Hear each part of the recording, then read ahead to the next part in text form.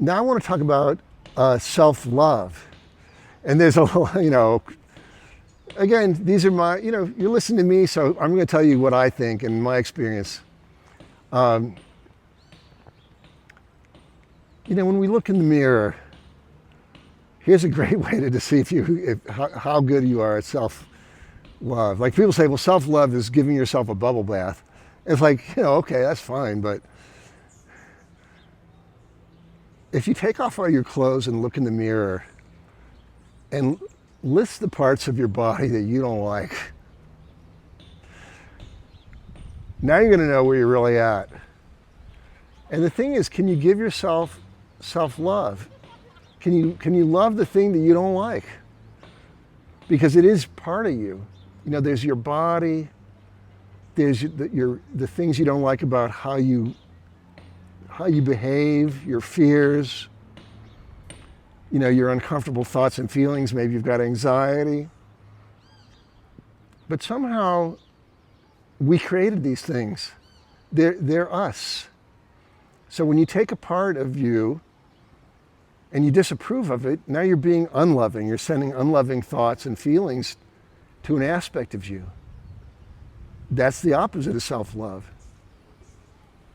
And you say, yeah, but if I don't beat myself up, I'm not going to do the thing, to fix fix whatever problem I'm looking at. Like my stomach's too big. Like if I don't get out and just run like a maniac and starve myself, then I'm never going to fix it. That's the mind talking. That's the mind beating yourself up and trying to kick your own ass. It's like, get going, do something or we're going to die. And it's a very negative framework.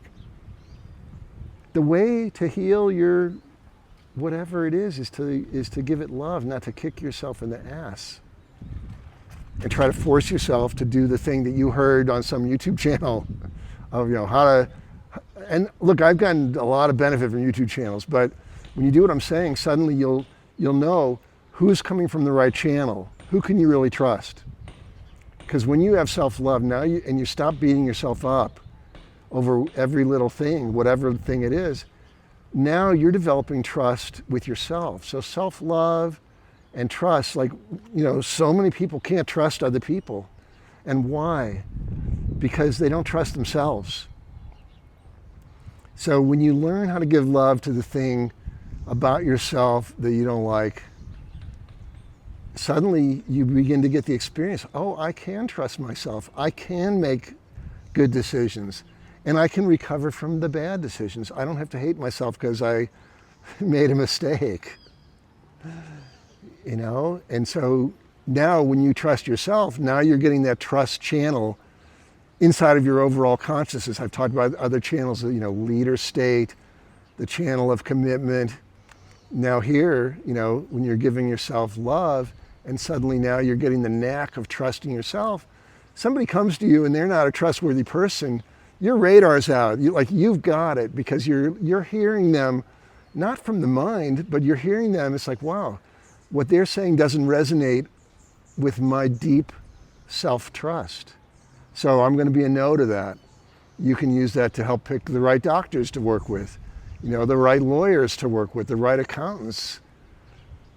And will everything go perfectly? Probably not, but because you're coming from trust, you're creating the situation for more trust to be possible.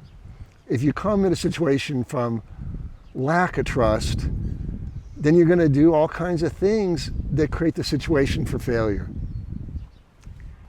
I'm going to talk more about how we create from our state in the next video.